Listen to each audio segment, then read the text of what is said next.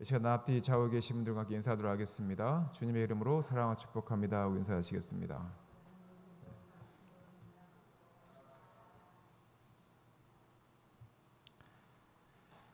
날씨가 무척 더워졌죠.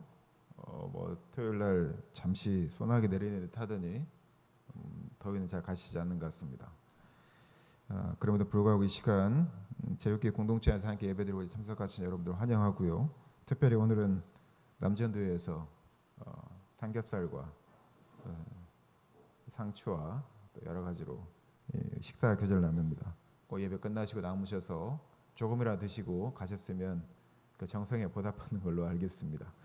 오늘 같이 하셨으면 좋겠습니다. 오늘 본문은 이제 베드로에 대한 이야기가 끝나고 바울로 넘어가는 전환기의 마지막 장입니다. 사울이라고 하는 청년이 등장을 했지만 여전히 12장까지 주요 인물은 베드로였고 또한 예수님의 12 사도들의 행적을 담고 있습니다. 그리고 드디어 예루살렘 유대인들 대상으로 했던 전도가 이방인 전도로 바뀌게 되는 하나의 변곡점을 마련하게 되고요. 그리고 오늘 베드로에 대한 12장의 이 사건, 오늘 있었던 이 사건을 제가 시리라고 부르지도 않았는데 대답을 하네요. 핸드폰에 대답한 겁니다. 이 단어 하나에. 이제 베드로가 더 이상 이제 사도행전에서는 주요 인물로 등장하지 않고 12장에서 사라지게 되고 13장 이하부터는 바울의 전도 행적으로 누가가 그 행적을 기록하게 됩니다. 그래서 오늘 마지막 사건은 베드로를 중심으로 이루어지고 있고 또한 아주 큰 역사가 이루어지게 되는 장면이 나오는데요. 오늘 본문에 있는 내용은 우리가 봐야 될 여러 가지 점들이 있지만 오늘 설교에 있는 제목처럼 여기에 나타나는 하나의 현상을 우리가 어떻게 보아야 할 것인가라는 것을 중보기도로 하는 관점에서 우리가 오늘 본문을 좀 들여다볼 수 있었으면 좋겠습니다.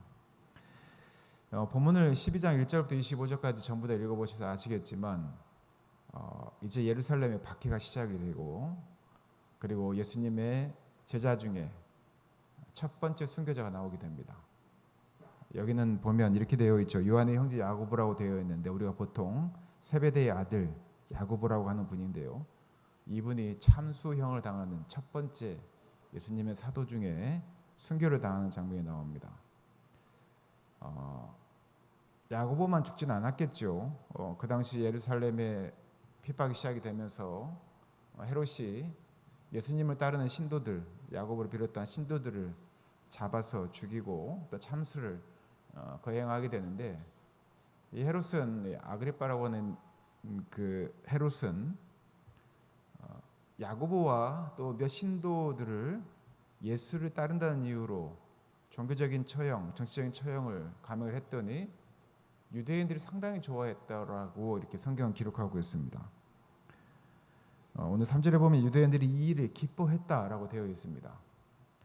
헤롯은 단지 정치적인 이유로, 종교적인 이유가 아니라 그렇다고 한다면 내가 유대인들에게 나의 왕권을 인정받고 정치적인 어떤 효능감을 가지려면 예수를 믿는 사람들을 내가 계속 핍박하고 죽이고 또한 그들을 흩어버리게 하는 것이 유대인들에게, 이스라엘 백성들에게 호감을 얻는 것이다 라는 것을 알게 된 것이죠.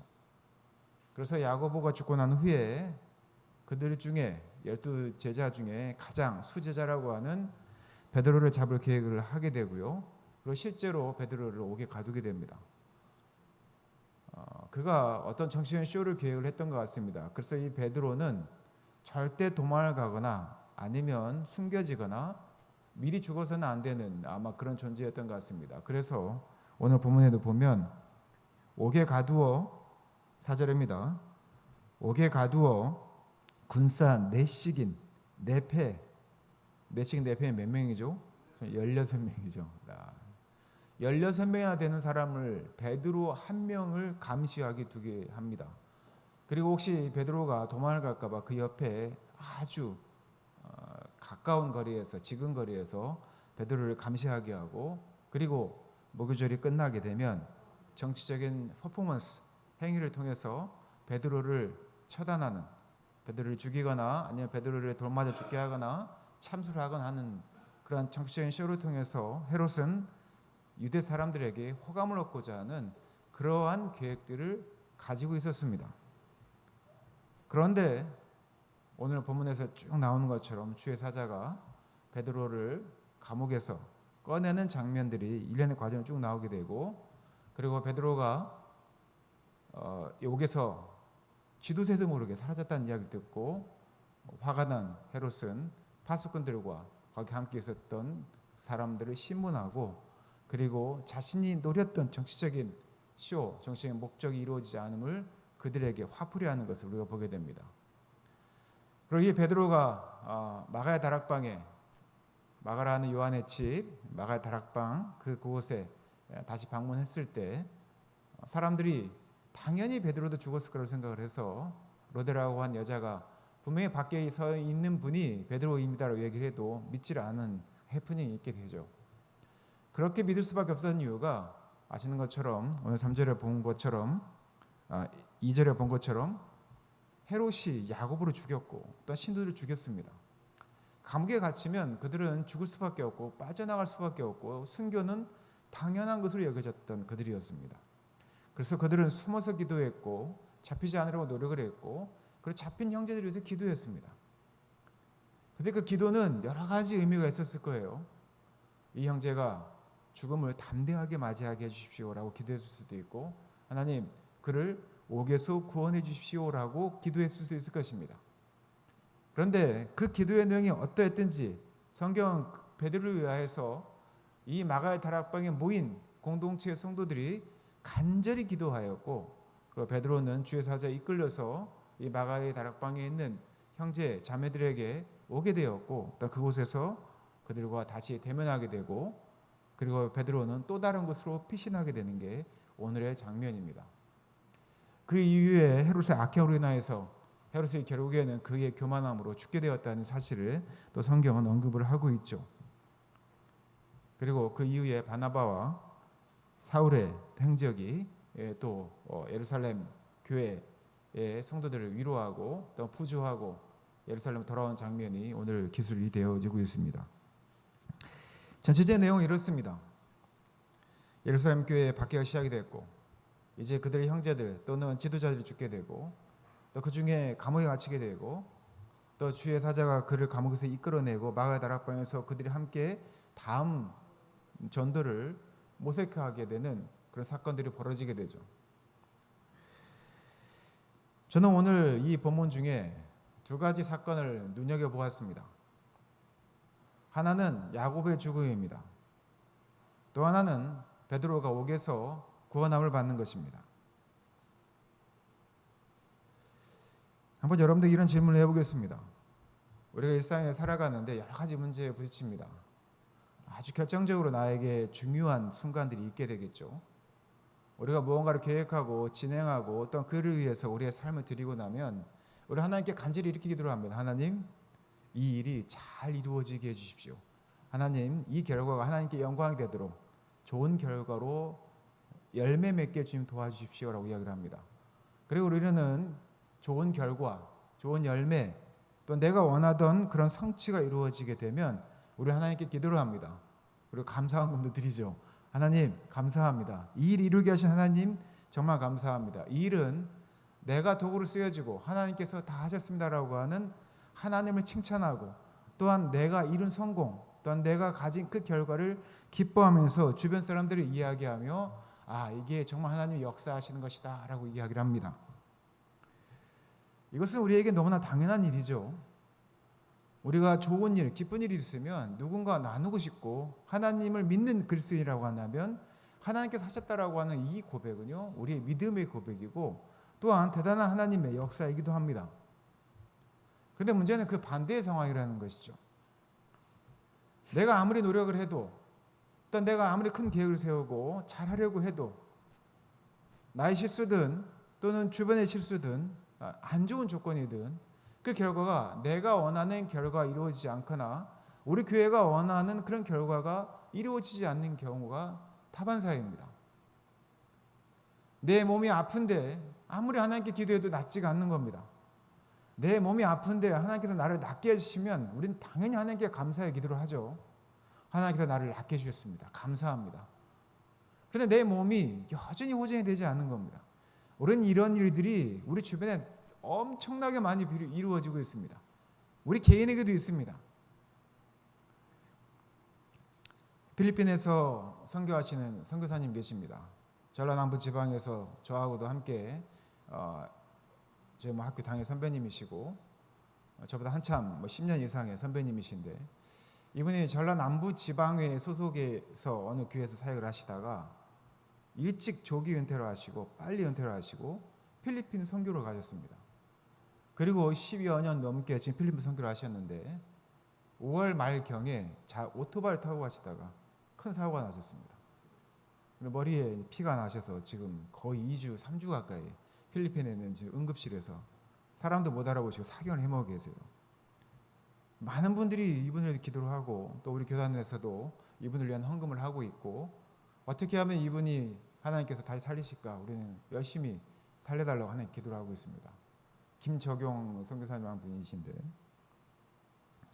하루에 외국인이다 보니까 하루에 그 응급실에 처치를 받는데 250만 원씩 들어갑니다.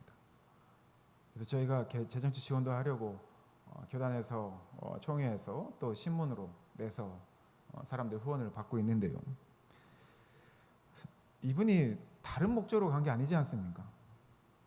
또한 그 필리핀이라고 하는 곳에서 복음을 전하기도 하지만 한국에서 보내주는 후원금과 또한 그 지역사회에서 힘들고 어렵고 가난한 이들, 또 외로운 이들, 또한 궁핍한 이들을 위하여서 많은 것들로 헌신하고 또한 지원하고 기도하고 또 복음으로 그들에게 새로운 삶을 살아가도록, 스승을 살아가도록 그들을 위해서 헌신하였던 10여 년의 역사인데, 지금 병원에서 사람도 알아보지 못하고 고통 가운데 신음하며 지금 몇 주간 동안 아무것도 하지 못하고 지금 사경을 헤매고 있습니다.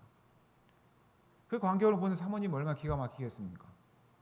또한 의식이 있다면 그 목사님은 왜 하나님은 나에게 이런 고통을 주시는지 하나님께 질문할 수 있을 거예요.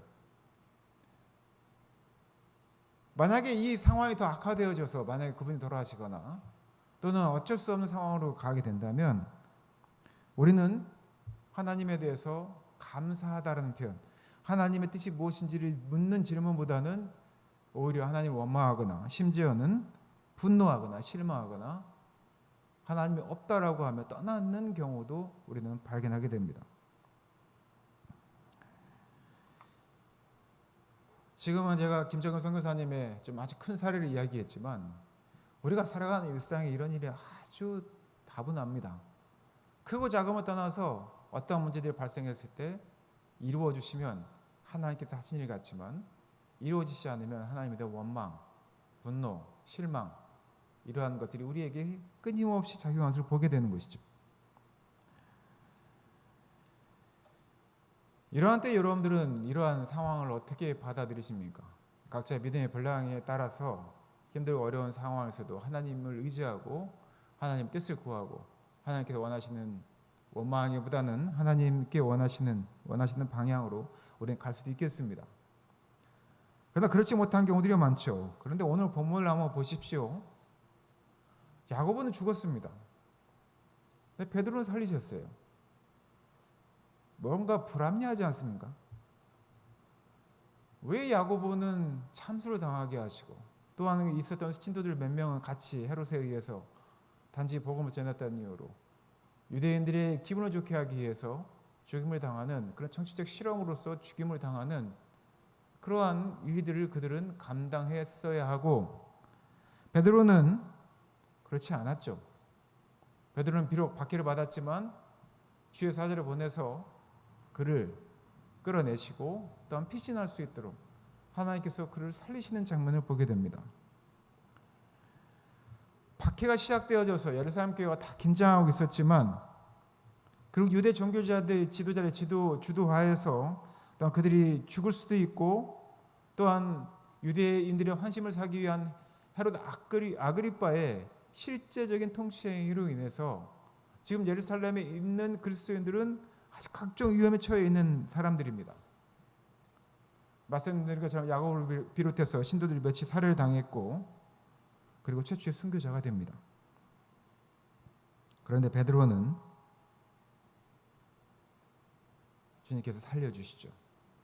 거기서 빠져나오게 됩니다. 왜 하나님은 야고보는 죽게 하시고 왜 베드로는 살리셨을까? 이게 사실 우리의 근본적인 질문입니다. 우리가 물론 그에 대한 답을 많이 찾을 수 있겠죠. 5절에 보면 이렇게 되어 있습니다.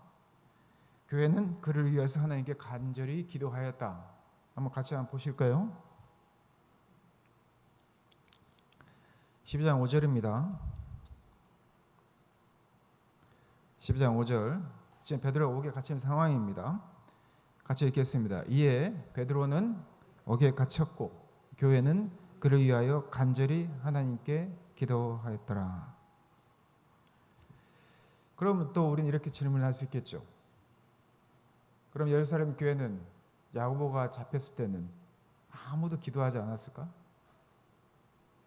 이 기도는 베드로가 수제자니까 베드로만 편애해서 예루살렘 교회가 특별히 우리 수제자, 우리 교회의 지도자, 최고의 지도자인 베드로만큼은 절대 죽이시면 안 됩니다 라고 해서 특별히 이 예루살렘 교회가 베드로를 위하여서 간절히 기도하여서 베드로만 살려주신 걸까라고 하는 우리 질문을 할 수가 있습니다.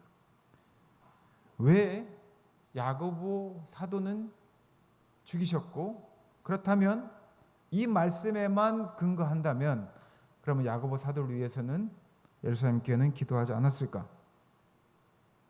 그래서 우리는 이런 혼란이 생기는 것이죠.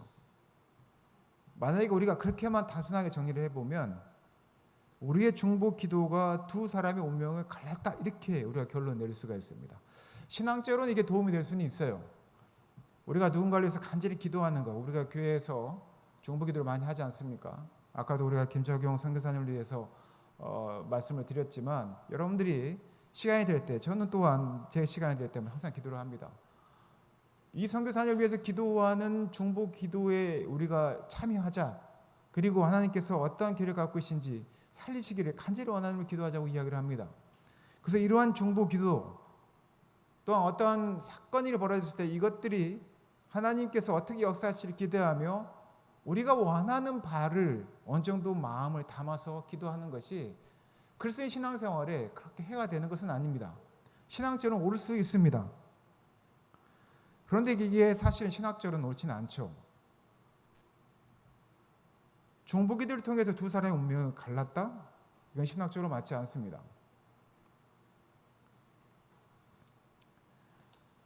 왜 그런가 하면 사실은 우리의 기도가, 특히 우리의 중보 기도가 하나님의 뜻을 바꾸는 게 아닙니다. 우리가 참 많은 착각에 빠질 때가 있는데요. 우리가 간절히 기도해서 하나님께서 당신의 원래의 계획을 바꾸셔서 새로운 일로 진행하셨다라고 하는 것, 그리고 그 전제 조건으로 우리가 중보 기도의 이야기를 합니다. 근데 이게 왜 신학적으로 모순이 되냐면, 그러면 하나님은 우리가 간절히 기도하면 당신의 생각을 바꾸는 분이구나라고 하는 아주 심각한 신학적 오류에 빠지게 됩니다. 이게 이해가 잘 안 되시나요? 이 말은 무슨 말이냐면 하나님은 오류가 있다고 얘기하는 겁니다. 자, 나의 간절한 기도로 하나님이 하나님의 계획을 바꾸셨다, 결과를 바꾸셨다. 이 말은 하나님께서 원래 처음에 계획한 것이 문제가 있었다는 것을 이야기하는 거 아닙니까? 굉장히 혼란스러우시죠? 우리가 중보 기도를 하면 하늘의 보좌를 흔들어서 하나님께서 우리 백성들을 위한 선한 일을 하실 거라고 하는 신앙적인 마음으로 우리는 그 기도를 합니다. 또 그 결과를 받아들이려고 하죠. 근데 그게 신학적으로 문제가 있다는 겁니다. 우리가 말하는 하나님의 뜻이 무엇인지는 우리는 정말 알기가 힘들죠. 그래서 우리의 중보 기도는 인간의 마음에 담긴 그 기도와 사심이 든 기도가 잔뜩 들어 있습니다. 그런데 이 기도를 멈추게 하진 않습니다. 왜냐하면 교회 공동체는 하나의 사건이 벌어지면 그 공동체가 그 사건을 위해서 열심을 다해서 하나님께 기도하는 것, 간구하는 것은 당연한 것입니다. 그러나 거기서 가장 중요한 것은 우리가 그 기도를 통해서 하나님 뜻이 바뀐다는 것이 아니라 그 사건에 대해서 우리 그리스도인들이 얼마나 큰 관심을 가지고 하나님의 뜻을 구하며 하나님의 계획이 무엇인지에 대해서 우리가 깊은 관심을 갖느냐는 겁니다. 그리고 우리는 그 하나님의 드러난 뜻에 순종하고 그것을 받아들이는 신앙의 성숙한 자세로 가게 되는 것이죠. 오늘 초대교회에 두 가지 사건이 벌어집니다. 두 사도가 한 명은 순교를 당하고 한 명은 죽습니다. 저는 결코 예루살렘 교회가 두 교회를 위해서 다른 기도를 했다고 생각하지 않습니다. 야고보는 그냥 죽이셔도 됩니다라고 기도했거나 아니면 베드로는 꼭 살려주십시오라고 기도를 하진 않았겠죠. 저는 예루살렘 교회가 똑같은 마음으로 야고보를 위해서도 하나님 뜻이 무엇입니까? 그리고 인간적인 마음으로 하나님 제발 야고보도 살려주십시오라고 기도했을 겁니다. 우리의 기도가 그렇죠. 제가 만약에 심각한 병에 걸렸습니다. 제가 하나님께 이렇게 기도할까요? 보통의 인간의 마음이란데 하나님 죽이셔도 제가 어쩔 수 없죠. 순종하겠습니다. 이 기도보다는 하나님 제가 아직 할 일이 더 있지 않을까요? 하나님 저를 좀 살려주십시오. 제 병이 의술로 안 된다면 하나님께서 치유의 강선을 보셔서 제 병을 말끔하게 씻어주셔서 마지막에 죽는 날까지 제가 하나님을 위해서 헌신할 수 있도록 저를 살려주십시오라고 하는 인간적인 욕심, 아니 이것은 잘못된 욕심이 아닙니다. 인간으로서는 너무나 당연한 본능적인 기도입니다. 우리는 분명히 그러한 기도를 할 것이고 또한 성도들도 누군가를 위해서 또는 그러한 저를 위해서 중보 기도를 하게 되실 거라는 것이죠. 오늘은 이 12장을 통해서 우리가 이 사건을 다루면서 하나님의 놀라운 능력에 대해서 이야기할 수 있습니다. 그러나 저는 오늘 본문을 통해서 우리의 중보 기도에 대해서 다시 한번 살펴보고자 이 두 사건을 대비하여서 여러분들에게 드러냈습니다. 야고보는 순교를 당했습니다. 그런데 베드로는 하나님께서 주의 사자를 보내셔서 이 시대에도 하나님이 역사하심에 대한 기적을 드러내는 인간으로서는 도저히 상상할 수 없는 그런 기적적인 주의 사자의 동행을 통하여서 베드로를 감옥에서 꺼내는 놀라운 기적적인 사건을 벌이게 됩니다. 한 명은 참수를 당했고 한 명은 예루살렘 교회가 하나님께서 하셨습니다라고 하나님을 칭찬하고 칭송하고 찬양하고 그리고 그 믿음을 더 단단하게 할 수 있을 것 같은 놀라운 기적적인 사건을 베드로를 통해서 보여주셨습니다. 그런데 이 두 사건을 우리가 어떻게 받아들이고 어떻게 해석하느냐는 그 다음에 우리가 항상 이 같은 일에 부딪혔을 때 우리가 어떻게 기도하고 또한 그 결과를 우리가 어떻게 받아들여야 할 것인지에 대한 우리의 믿음의 성숙, 성장, 분량들을 결정하게 된다는 것이죠. 하나님께서는 각자의 그리스도인들에게 그 삶의 몫을 허락하십니다. 야고보는 그때 죽는 것이 하나님께서 야고보에게 주신 삶의 몫입니다. 베드로는 그 감옥에서 풀려나와서 또 다른 이방인 선교를 위하여 헌신하며 살아가는 것이 베드로의 몫입니다. 인간의 눈으로 보기에는 야고보의 죽음은 억울하고 하나님을 원망하고 실망하고 분노하며 하나님을 떠날 수 있는 그런 내용인지 모르겠지만 그러나 하나님의 시선으로는 야고보의 그 순교의 몫이나 베드로가 그 이후에 해야 될 그 몫이나 다르지 않다는 것이죠. 통일하다는 것입니다. 야고보는 순교를 당했습니다. 그리고 베드로는 그 이후에 박해 가운데 많은 고통 가운데 예수 그리스도의 복음을 전하고 목숨의 위협을 당하고 또한 그 모든 순간을 거치다가 마지막에 순교를 당했다고 성경은 기록하고 있습니다. 이와 관련된 본문을 우리가 한 번 더 살펴보도록 하겠습니다. 요한복음 21장에 보면 예수님께서 부활하시고 난 후에 디베랴의 그 강가에 오셔서 예수님의 제자들을 만나는 장면이 나옵니다. 거기서 베드로를 만나게 되죠. 그리고 베드로를 만나서 유명한 세 가지 질문을 하지 않습니까? 너는 나를 사랑하느냐? 이 세 번의 질문을 통해서 그러면 내 양을 먹이라고 하는 이 유명한 구절이 이 본문에 나옵니다. 왜 예수님께서 세 번은 질문을 했을까?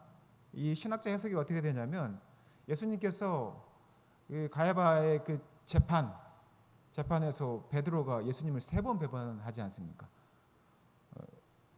그 어떤 어린 아이가 너가 예수님 제자 아니냐고 했더니 예수님께서 그 베드로에게 물어봤더니 베드로가 나는 저 사람 알지도 못한다. 뭐 이렇게 뭐 세 번을 그 부인을 하지 않습니까? 근데 그 일이 실제로 예수님께서 미리 예언을 하셨던 이야기였죠. 너가 다오기 전에 나를 세 번 부인할 것이다. 실제로 베드로가 세 번을 부인을 했고요. 그리고 나서 그 강가에서 조반을 먹으면서 예수님께서 베드로에게 세 번을 질문을 합니다. 야, 너는 나를 배신하지 않고 정말 내 양을 치라는 이름으로 세 번을 반복하시는 거예요. 베드로가 그 이야기 들으면 어떤 생각이 들었겠어요? 예수님을 세 번 배반했던 일이 딱 각인이 되었을 거 아닙니까? 그리고 나서 이제 이런 말씀이 있습니다. 21장 18절에 보면 내가 진정으로 21장 18절입니다. 내가 진정으로 너에게 말하는데 너가 젊어서는 스스로 띠를 띠고 너가 가고 싶은 곳을 다 다녔지만 너가 늙어서는 남들이 내 팔을 벌릴 것이고 너를 묶어서 너가 바라지 않는 것으로 너를 끌고 갈 것이다 라는 예언을 하십니다. 젊을 때는 너가 띠를 두르고 뭐 당당하게 다니면서 복음 전도를 했지만 그렇게 살아왔지만 그렇게 이제 복음을 전할 거지만 이제 너가 늙어서는 그러니까 네가 마지막에 인생을 마칠 때쯤에는 어떻게 하신다는 거예요? 남들이 너의 팔을 벌릴 것이고 너를 묶어서 어떻게? 너가 바라지 않는 곳으로 너를 끌고 갈 것이라고 이야기합니다. 전승에 의하면 전설이라고 하죠. 성경에는 베드로가 어떻게 죽었는지 기록하지 않습니다. 그러나 초대교회의 전설 또 전승 기록에 의하면 베드로는 그가 죽음을 당할 때 십자가에 매여서 거꾸로 매달려 죽었다라고 기록을 하고 있죠. 이거는 역사적인 기록보다는 전승입니다. 많은 목격자들이 그렇게 기록을 하고 있습니다. 이 예언이 이렇게 이루어진 것입니다. 그런데 베드로는 사실 이 예언이 자신의 죽음을 예언한 것인지를 잘 몰랐겠죠. 물론 그렇게 생각할 수도 있습니다. 지금 우리 이 시대의 사람들은 베드로가 전생에 의하면 십자가에 거꾸로 매달려서 예수님처럼 제대로 매달려 죽는 것은 나에게 영광이 아니다 이런 말을 했다고도 하고 그리고 십자가에 거꾸로 매달려서 이 십자가의 영을 당해 죽었다 이렇게 기록을 하고 있지만 베드로는 이게 자기의 죽음을 예언한 것일까라고 하는 것에 대해서 약간 불길한 생각은 들었겠지만 잘 이렇게 좀 약간 뭐라고 할까요? 좀 이렇게 받아들이기는 어렵지만 좀 깨름칙한 그런 예수님의 예언이었을 겁니다. 그래서 베드로가 실제로 이런 질문, 이 깨름칙한 마음으로 질문하는 또 장면이 또 나옵니다. 21절에 보면 이런 내용이 나오죠. 예수님을 따르던 제자, 요한복음이 예수님이 가장 사랑하는 제자가 쓴 글이라고 하죠. 예수님이 사랑하는 제자가 유독 그 사랑하는 제자에 대한 그 편애가 좀 드러났었나 봅니다. 베드로에 비해서. 근데 그 예수님의 사랑하는 제자를 가리키면서 이런 이야기합니다. 주님, 예수님께서 사랑하신 이 제자 요한은 어떻게 될 것 같습니까? 라고 이렇게 묻자 예수님께서 어떻게 대답하시냐면 한번 볼까요? 22절입니다. 22절에 어떻게 이야기하냐면 예수인 내가 올 때까지 그가 살아있기를 내가 바란다고 한들 그것이 너와 무슨 상관이 있겠느냐? 그냥 너는 나를 따르라고 이야기를 합니다. 지금 베드로에 대해서는 불길한 죽음에 대해서 예언을 하고 있는 데 비해서 베드로가 그러면 당신이 사랑하는 제자 요한은 미래가 어떻게 될 것입니까? 라고 묻자 그건 너 상관할 바 아니야. 너는 그냥 나를 따르기만 하면 돼 라고 이야기를 합니다. 저는 이 본문이 야고보와 베드로의 두 극명한 대조가 보이는 삶의 여정과 닮아있다고 생각합니다. 지금 베드로는 살았습니다. 그런데 야고보는 순교를 당했습니다. 그런데 베드로의 그 삶의 뒤의 여정을 보면요 이렇습니다. 베드로는 예루살렘의 박해를 피해서 항상 정정긍긍하며 목숨의 위협을 받으면서 도망치듯 살았고 또한 그 안에서 복음을 전했습니다. 물론 그가 목숨을 두려워했다고 생각하지는 않습니다. 그러나 그는 죽기 전까지 이 박해를 피해서 복음을 전하는 숨막히는 복음 전도 행위를 했어야 하고요. 그리고 그의 마지막은 전생에 의하면 잡혀서 십자가에 매달려 거꾸로 매달려 죽게 되는 십자가형, 그런 차명을 받게 됩니다. 한번 여러분들 이 두 사람을 비교해 보십시오. 두 사람을 비교해 보십시오. 야고보처럼 단칼에 목이 잘려 참수형 당한 게 더 오히려 복일까요?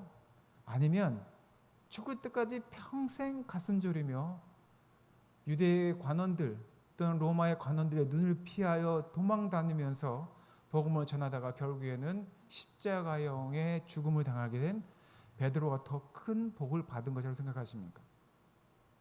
이게 복의 개념으로 생각하면 여러분들이 이게 복일까라고 생각할 수도 있겠죠. 그냥 하나님께서 그에게 주신 삶의 몫이라고 생각한다면 어떤 것이 더 하나님이 하셨다, 하지 않으셨다, 더 유익하다, 유익하지 않다라고 판단하기에는 너무나 어려운 사실들이라는 것이죠. 그래서 그리스도인들에게는 나에게 어떠한 삶의 정황 또한 결과가 주어지든 간에 하나님 뜻이 무엇인지, 하나님께서 나에게 주어주신 그 몫이 무엇인지를 묻고 또 하나님께서 나에게 그렇게 하라고 하시면 따르는 것이 우리의 믿음의 가장 중요한 자세라는 것입니다. 야고보는 비록 참수를 당한 순교를 당했지만 그것이 하나님께서 야고보에게 주신 삶의 몫입니다. 베드로를 살리신 것도 하나님께서 그가 그의 삶의 여정 가운데 해야 될 일들을 맡기시기 위해서 주신 베드로에게 주신 하나님께서 주신 베드로에게 주신 삶의 몫이었다는 것이죠. 왜 우리가 기도를 하면서도 우리의 기도대로 이루어지지 않는 것, 또한 우리의 중보 기도가 인간적인 것이지만 어떤 것에 대해서는 하나님께서 하셨다고 하고 어떤 것에 대해서는 하나님 하지 않으셨다라고 하는 불순종으로 나아가는가? 이것은 우리가 그 사건을 또한 그 결과를 하나님의 눈, 하나님의 시선, 하나님의 시각으로 보는 것이 아니라 철저히 우리의 이익의 관점 또는 인간의 본능의 관점 또한 우리의 시선으로만 그것을 보고 바라고 있기 때문입니다. 물론 쉽지 않습니다. 당연히 야고보가 순교당했을 때 우리는 당연히 그런 질문을 할 수밖에 없겠죠. 베드로가 감옥에서 빠져나와서 마가의 다락방에 있는 예루살렘 교회 성도들을 만났을 때 하나님을 찬양하고 이것이 하나님의 뜻이라고 우리는 더 드높일 수도 있을 것입니다. 이것이 바로 인간이 가진 한계일 수 있습니다. 그러나 하나님의 눈으로 보았을 때는 야고보의 삶이 더 나은가 아니면 베드로의 삶이 더 나은가라고 하는 것에 대해서는 우리는 판단할 수 없습니다. 하나님께서 세우시고 계획하시고 가게 하셨다면 그것은 하나님께서 계획하신 일입니다. 우리가 판단할 수 있는 것이 아니라는 것이죠. 그래서 우리 그리스도인들은 세상적으로 보이는 복된 인생이든 세상적으로 보이는 좀 복되지 않은 인생이든 간에 그리스도인으로서 말씀 가운데 살아가다 당하는 고통이든 고난이든 또는 주시는 어떤 복이든 그것이 다 하나님께서 우리를 향한 우리의 몫이요 우리를 향한 계획이시요 그 열매다, 그 결과라고 하는 것을 우리는 받아들이고 인정해야 될 그런 필요가 있다는 것입니다. 하나님께서 주시는 그 모든 삶의 무게의 값은 같다는 것이죠. 말씀을 맺겠습니다. 중보기도란 무엇일까요? 중보기도는 하나님의 계획을 바꾸려는 것이 아닙니다. 중보기도는 하나님의 하시는 일에 우리가 참여하겠다는 기도입니다. 하나님 하실 일이 무엇인지 모르겠지만 그 일에 우리가 기도를 참여하겠다는 것이죠. 하나님의 뜻을 바꾸는 것이 아닙니다. 그런 노력이 아닙니다. 예루살렘 교회가 베드로를 위해서 간절히 기도한 것은 하나님께서 그를 향해 그를 통해서 이루시는 그 계획에 우리가 동참하겠다, 참여하겠다는 일입니다. 필리핀에 계신 그 김정은 선교사님께서 사역을 해마고 계시지만 그 결과는 우리는 알 수 없습니다. 우리는 그를 살려달라고 할 수도 있고 하나님 뜻이 무엇인지 진지하게 물어볼 수도 있고 하나님 뜻이 그게 아니어든 이 모든 일 순적하게 잘 이루어져 달라고 기도할 수도 있습니다. 그러나 이 기도의 목적은 하나님이 어떠한 결과를 내시든 우리가 그 하나님의 일에 동참하겠다, 또한 그 일에 순종하겠다라고 하는 그런 기도의 헌신이 바로 중보 기도라는 것입니다. 우리의 삶에서도 당연히 그래야 할 것입니다. 우리 교회 공동체도 마찬가지이겠죠. 교회가 세워졌을 때 이 교회를 통해서 하나님께 이루고자 하는 많은 일들이 있을 것입니다. 교회가 부흥을 이룰 수도 있고 또는 교회가 더 어려워질 수도 있습니다. 오늘 여러분들 주보에 보면 TFC 이번 여름 사역에 대해서 3가지 사역을 쭉 적어놨는데요. 제가 2019년 코로나 이전에 사진 하나 받았습니다. 여러분들 맨 마지막 사진을 한번 보시면 이게 코로나 전이죠. 네, 저희 학교입니다. 배경이 맨 밑에 사진이 TFC 청년들이 모여서 함께 수련을 하고 전체 단체 사진 찍은 사진입니다. 많지요? 올해도 이 정도 될까요? 어렵죠. 위에 있는 사진은 저희 교회와 또 선교센터에서 최근에 찍은 사진입니다. 2 사진은. 2019년 전에 영광을 본다면 TFC가 엄청 쪼그라든 것 같고 우리 교회도 마찬가지죠. 많은 이들이 하나님께서 우리가 볼 때는 와, 하나님이 능력이 없으신가? 왜 하나님은 열심히 이렇게 사역하는 헌신자들인데 불구하고 왜 이러한 결과물이 우리에게 나올 수밖에 없을까? 우리는 그렇게 한탄할 수 있습니다. 그런데 이러할 때에서 우리는 더 기도 많이를 해야 되죠. 하나님의 능력이 부족해서라기보다는 하나님의 뜻하신 계획이 있을 것이라는 그 믿음을 가지고 우리가 어떻게 이 일에 동참할 수 있는지 우리는 기도해야 되는 것입니다. 교회를 통하여서, 선교센터를 통하여서, 또 각자의 삶의 현장을 통하여서 하나님께서 어떠한 결과를 이루어내실까?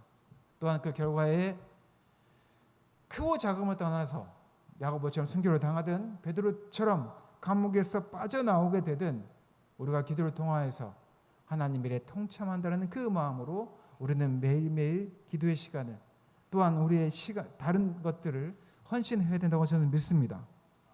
말씀에 맺겠습니다. 사랑하는 제게 성도 여러분, 여러분들에게 주어진 하나님께서 여러분에게 주신 그 몫을 잘 받고 또한 겸허히 받아들이고 또한 일상 가운데서 충실하게 살아가기를 바랍니다. 이 가운데서 우리가 굳게 신뢰할 단 한 가지, 하나님께서는 예수를 믿는 그리스도인 우리 사랑하는 성도들을 절대적으로 사랑하신다는 겁니다. 여러분들을 구원하시고 또한 여러분들의 몫이 무엇이든 간에 여러분을 통해서 하나님의 계획하신 것들을 이루신다는 것이고 사랑을 드러내신다는 것이고 또한 그것을 받아들이는 온전한 믿음 가운데 우리가 성장하고 또한 살아가기를 바라신다는 것이죠. 그러나 하나님의 뜻에 겸허히 우리가 순종하고 또한 성숙해지고 또한 성숙한 그리스도인으로서 우리 제일교회 공동체가 또 우리 교회 성도들이 그런 삶들을 이루어 가시기를 예수님의 이름으로 축원하고 부탁드립니다.